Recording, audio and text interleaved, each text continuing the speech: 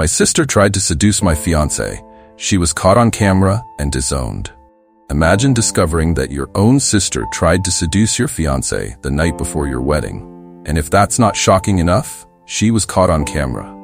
This is the story of betrayal, family secrets, and the lengths some will go to sabotage your happiness. In today's story, we dive into a chilling tale of family betrayal, where a woman's narcissistic sister tries to destroy her life just days before her wedding. But when the truth is revealed, the consequences are more devastating than anyone expected. From the outside, it probably seemed like we had a normal family. But growing up, I always knew that my sister Dove was different. She had a certain cruelty about her, a kind of coldness that I couldn't fully understand as a child, but learned to fear as I grew older. She was the golden child. Pretty, smart, popular. My parents, especially my mom, adored her. They praised her for everything, no matter how small. And me, I was the one left to pick up the pieces, the one they always expected to behave, to not cause problems. It didn't matter how much Dove hurt me emotionally or embarrassed me in front of others. In my family's eyes, she could do no wrong. By the time I was in high school, I had learned to keep my distance from Dove. She had made it her mission to make my life miserable, whether it was by destroying my homework, spreading rumors about me at school, or constantly body-shaming me. My self-esteem was in shambles, but I was too afraid to speak up. My parents never believed me when I told them what Dove was really like behind closed doors. Things started to change for me after high school. I worked hard, got into my dream college, and finally started to build a life away from Dove's toxic influence. For the first time, I felt free. I wasn't just the overlooked sister living in Dove's shadow. I was finally living for myself. It was during my time in college that I met Atlas. He was everything I had ever dreamed of: kind, intelligent, supportive. He came from a big, loving family, the kind of family I had always envied. We clicked immediately, and it wasn't long before we started talking about the future. But even as things were going well, I couldn't shake the feeling of dread whenever I thought about introducing him to my family. More specifically, I was worried about introducing him to Dove. I knew how she operated. She couldn't stand to see me happy, and I was terrified of what she might do to sabotage my relationship. After a year and a half of dating, I decided it was time to bring Atlas home to meet my parents.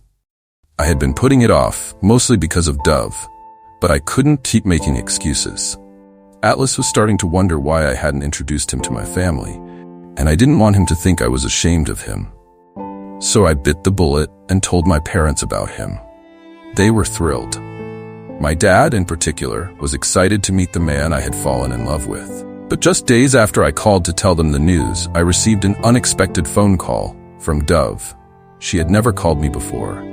In fact, we had barely spoken in years, and she certainly had never expressed any interest in my life. So why now? Why, out of the blue, was she suddenly asking me about Atlas? She wanted to know everything: what he did for a living, what he was like when we'd be visiting home. I knew her too well to believe that she was just being friendly. Something was off, and I had a sinking feeling that she was up to no good. I discussed my fears with Atlas. I told him everything about Dove's past behavior, her narcissism, and the lengths she had gone to in the past to sabotage me. Atlas was supportive, as always, but he wasn't worried. He reassured me that Dove couldn't come between us, that he would handle her if she tried anything. But I couldn't shake the feeling that something bad was about to happen.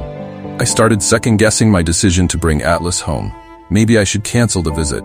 Maybe it was too risky to introduce him to Dove. But Atlas wanted to meet my family. He insisted that it would be fine, that we couldn't keep avoiding my sister forever. Reluctantly, I agreed. But in the back of my mind, I couldn't help but feel that I was walking straight into a trap. The day finally arrived. Atlas and I drove to my parents' house for dinner, my heart racing the entire time. I had warned him about Dove's behavior, but nothing could have prepared him, or me, for what was about to happen. From the moment we walked through the door, Dove's behavior was alarming. She practically threw herself at Atlas, greeting him with an over-the-top hug that left me stunned. She had clearly gone to great lengths to make herself look good. New dress, perfectly styled hair, makeup done as if she was attending a red carpet event. It was obvious she had dressed up for Atlas, not for the family dinner. Throughout the evening, she monopolized the conversation, constantly interrupting me to ask Atlas personal questions about his interests and life. She laughed too loudly at his jokes, touched his arm when she spoke to him, and made subtle but unmistakable attempts to flirt with him. I could see the unease on Atlas's face, but he was too polite to call her out on it. At one point, Dove even tried to sit next to him at the dinner table, only moving when I firmly asked her to switch seats with me. The tension was palpable, but my parents either didn't notice or chose to ignore it. After that night, things only got worse. Dove started texting Atlas, innocent messages at first, asking how he was doing, sending him cute videos of her new cat. Atlas, being the kind and trusting person he was, didn't think much of it. But I could see through her facade. She was trying to worm her way into his life, to create a bond with him that excluded me. I confronted Atlas about the messages, but he reassured me that there was nothing to worry about. "She's your sister," he said. "I'm sure she just wants to get to know me better." But I knew better. This wasn't about getting to know him. This was about taking him from me. Dove had always been jealous of my success, of my happiness, and now that I had something she couldn't have, she was determined to take it away from me. The weeks leading up to the wedding were a blur of excitement and stress. Despite my best efforts to keep Dove at arm's length, she continued her attempts to sabotage my relationship with Atlas. She even went so far as to buy him a series of expensive, personalized gifts, claiming it was her wedding present to us. I tried to stay calm, but her behavior was driving me to the edge. Every time she texted Atlas or tried to insert herself into our wedding plans, my anxiety grew. I was terrified that she would find a way to ruin everything. And then, the night before the wedding, my worst fears were realized. Atlas was getting ready in his hotel room when Dove showed up with a drink. He told her he didn't want it, but she insisted, practically forcing the glass into his hand. Atlas, not wanting to cause a scene, took a sip, but he immediately knew something was wrong. The drink tasted off, and within minutes, he started to feel dizzy and disoriented. Thankfully, Atlas had the presence of mind to call his best friend for help. By the time his friend arrived, Atlas was slipping in and out of consciousness, and Dove was in the room with him, undressing herself and trying to take advantage of him in his vulnerable state. But what Dove didn't know was that Atlas's friend had turned on his phone camera the moment he walked into the room. Everything was recorded. The way Dove tried to seduce Atlas, her disgusting attempts to blame him, and the way she fled the room when she realized she had been caught. When I found out what Dove had done, I was devastated. The betrayal was beyond anything I had ever imagined. My own sister had tried to destroy my wedding, my relationship, my future. And if Atlas's friend hadn't recorded the whole thing, I might never have known the truth. My parents were horrified. My mother, who had always defended Dove, couldn't believe that her golden child was capable of something so vile. My father disowned her on the spot, kicking her out of the wedding and out of their lives for good. I couldn't believe what had just happened. It felt like I was trapped in some sort of twisted nightmare. The sister I had grown up with, the one who had tormented me my whole life, had sunk so low as to try and seduce my fiancé just hours before our wedding. It was hard to process everything. Atlas was still recovering from the spiked drink, slipping in and out of consciousness, and my parents were in complete shock. My mom had always turned a blind eye to Dove's behavior, but even she couldn't defend this. She wouldn't have done this, my mother kept repeating, almost as if she was trying to convince herself that her daughter couldn't be capable of such evil. It's impossible. She's just confused. It's not what it looks like. But there was no denying it anymore. The video footage was undeniable proof of what Dove had tried to do. I knew I needed to confront Dove one last time, even though every part of me wanted to pretend she didn't exist. I didn't want to see her, hear her excuses, or deal with the emotional weight of her betrayal, but I couldn't let her get away without facing me. I called her the next day. When she picked up, her voice was calm, almost smug. It was as if she still believed she had done nothing wrong. "I know what you're going to say," she started. But you have to understand, it wasn't like that. Not like that?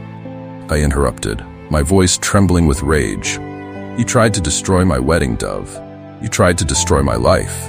And you thought you could get away with it because you've gotten away with everything else.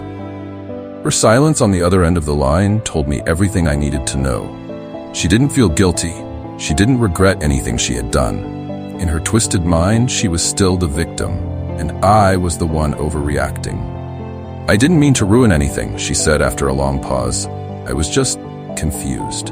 Atlas and I thought maybe he liked me too. You know, he never really seemed that into you. I figured I was just helping him realize what he really wanted. My heart dropped. Hearing her talk like this, with such cold calculation, made me realize just how far gone she was. Dove wasn't just toxic, she was dangerous. You need help? I whispered. Serious help? But whatever it is that you're going through, it's not my problem anymore. I'm done with you. Before she could respond, I hung up. The morning of my wedding felt surreal. After everything that had happened, I wasn't sure if I could go through with it. I was still reeling from Dove's betrayal, and Atlas was recovering from the drugs she had given him. We had to delay the ceremony for several hours, waiting for him to feel well enough to stand at the altar. My heart ached. This wasn't the wedding day I had imagined. The joy and excitement that had once filled me had been replaced by stress, worry, and heartbreak. The guests were already whispering, everyone aware of the incident with my sister. There was gossip, speculation, and awkward glances. But despite everything, Atlas and I both knew one thing for sure. We loved each other, and we weren't going to let Dove's actions destroy that.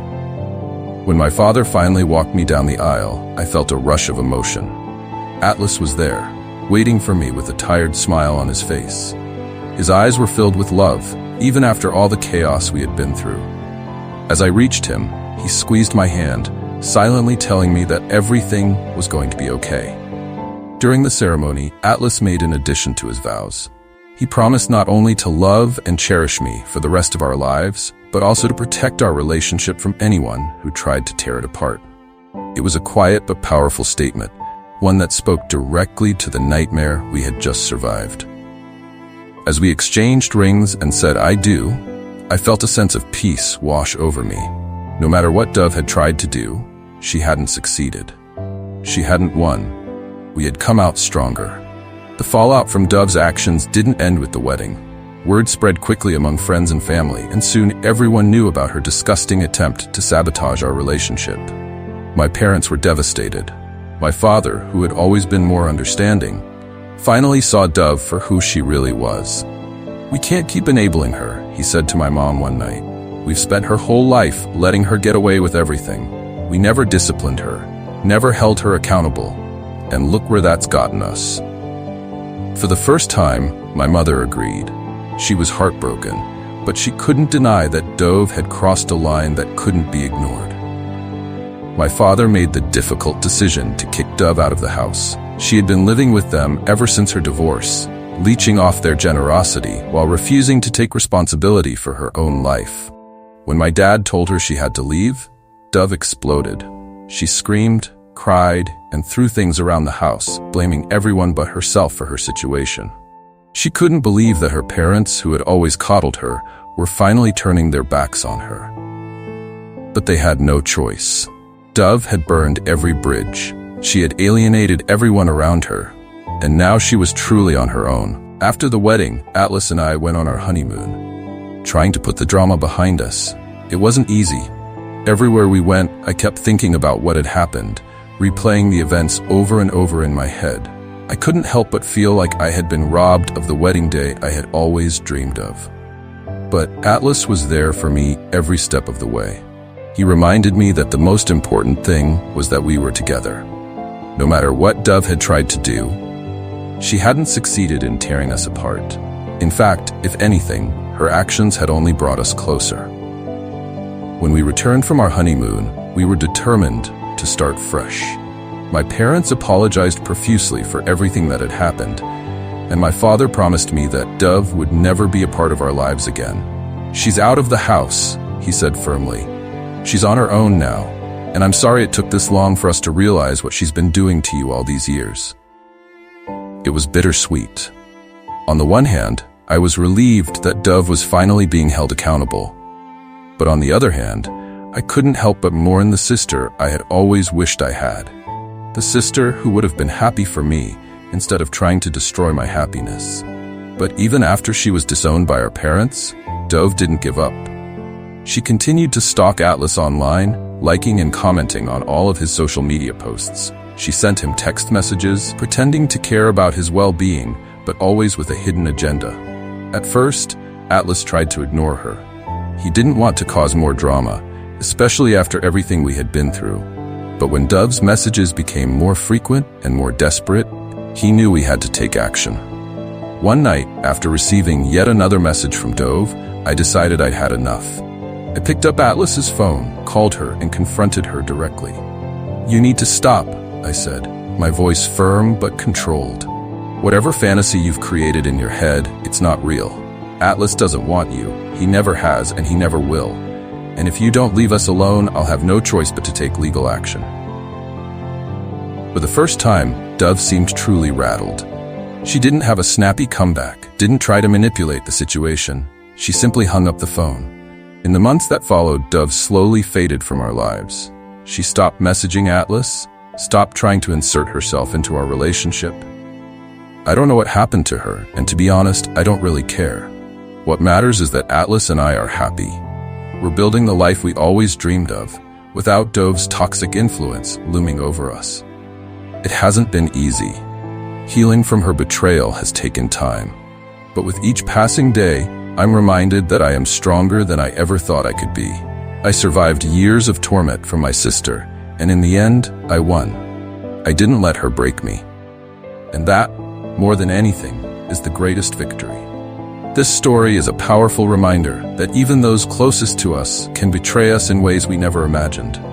But it's also a testament to the strength we find within ourselves to stand up to that betrayal, to protect the people we love, and to move forward with our lives.